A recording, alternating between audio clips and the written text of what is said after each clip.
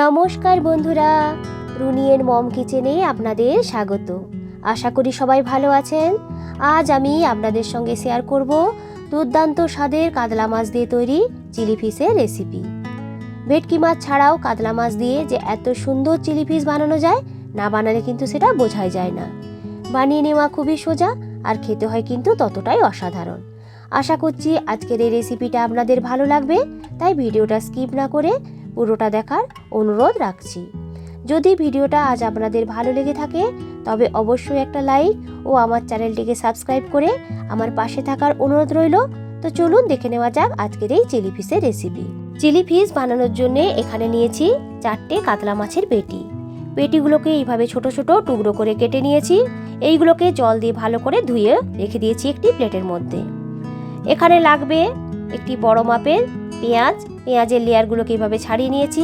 একটা মিডিয়াম সাইজের ক্যাপসিকাম, 8 থেকে 10 কোয়া মতো রসুন ও 3টে কাঁচা লঙ্কা।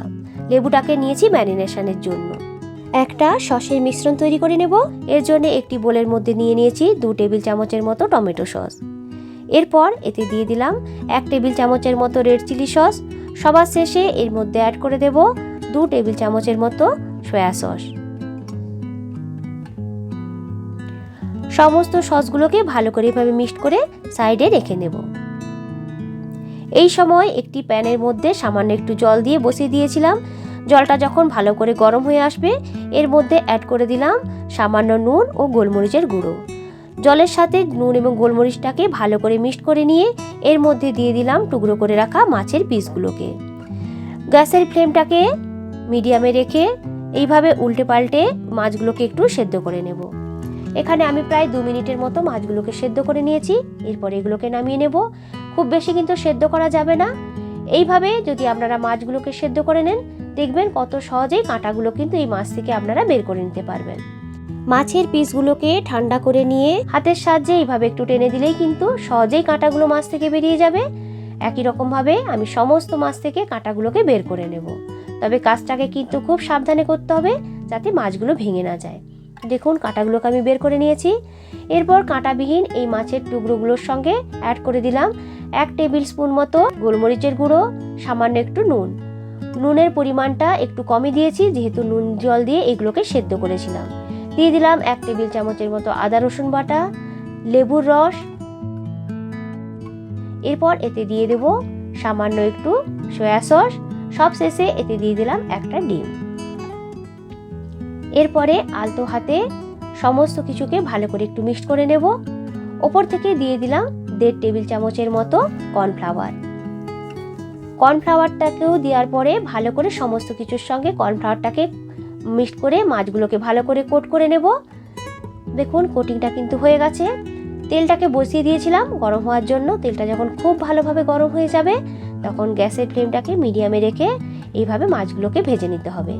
তবে একসঙ্গে কিন্তু খুব বেশি মাছের পিস অ্যাড করবেন না। এখানে আমি 3টে ব্যাচে সমস্ত মাছগুলোকে ভেজে নিয়েছিলাম। একদিকটা যখন বেশ এইরকমভাবে ভাজা ভাজা হয়ে যাবে উল্টে দিতে হবে আরেকটা দিক ভাজার জন্য। একই রকমভাবে দুদিকটা উল্টে পাল্টে একটু ক্রিস্পি ও গোল্ডেন করে ভেজে নিলেই কিন্তু এইগুলো তৈরি হয়ে যাবে। এই ফিশ পকোড়াগুলোকে আপনারা চাইলে কিন্তু চায়ের সঙ্গে এমনিতেও খেতে পারেন, আর এগুলো খেতে হয় কিন্তু খুবই সুস্বাদু। একই রকমভাবে যে মাছগুলোকে ম্যারিনেট করে রেখেছিলাম সেইগুলোকেও ভেজে নেব। আমার চ্যানেলে যারা নতুন বন্ধু তাদের কাছে অনুরোধ রইল আমার চ্যানেলটিকে সাবস্ক্রাইব করার জন্য। তো দেখুন পকোড়াগুলো কিন্তু ভাজা হয়ে গেছে। এরপর তেলটাকে একটু কমিয়ে নিয়েছি। কমিয়ে নেওয়া তেলের মধ্যে দিয়ে দিলাম 8 থেকে 10টা রসুন কুচি ও 3টে কাঁচা লঙ্কা কুচি। গ্যাসের ফ্লেমটাকে লোতে রেখে রসুন এবং কাঁচা লঙ্কাগুলোকে একটু ভেজে নেব যতক্ষণ না পর্যন্ত এর মধ্যে থেকে কাঁচা গন্ধটা চলে যাচ্ছে। প্রায় মিনিট খানেকের মতো ভেজে নেওয়ার পর এরপর এতে অ্যাড করে দিলাম পেঁয়াজ এবং ক্যাপসিকামের টুকরোগুলোকে। তবে পেঁয়াজ এবং ক্যাপসিকামগুলোকে কিন্তু খুব বেশি ভাজবো না, সামান্য একটু ভেজে নেব। হালকাভাবে ভেজে নেওয়ার পর ওপর থেকে দিয়ে দিলাম সামান্য একটু লবণ। খুব সেদ্ধ করে ভাজলে চিলি ফিশটা কিন্তু খেতে ভালো লাগে না। একটু ক্রাঞ্চিনেস থাকলে সবজিগুলোর ভেতরে এই চিলি ফিশটা খেতে কিন্তু বেশ ভালো লাগে। তো দেখুন আমার কিন্তু পেঁয়াজ এবং ক্যাপসিকামগুলো ভাজা হয়ে গেছে।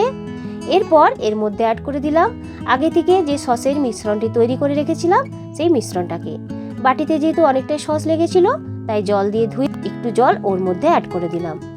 সমস্ত কিছু সবজির সঙ্গে সসটাকে এইভাবে মিক্সড করে দিয়ে আরও কিছুটা সময় নাড়াচাড়া করে রান্না করে নেব।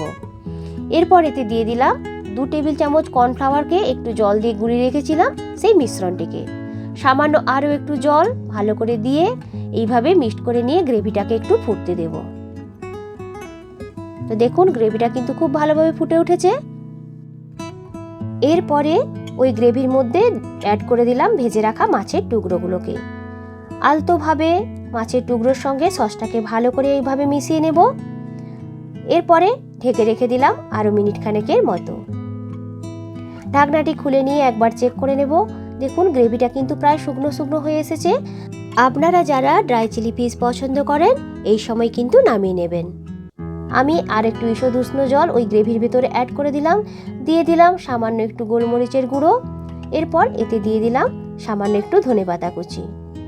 সমস্ত কিছু দিয়ে ভালো করে মিক্সড করে আর একটু সময় ফুটিয়ে নিলেই কিন্তু তৈরি হয়ে যাবে আজকের এই কাতলা মাছের পেটি দিয়ে চিলি ফিশের রেসিপি। গ্যাসটাকে দেখুন অফ করে দিয়েছি।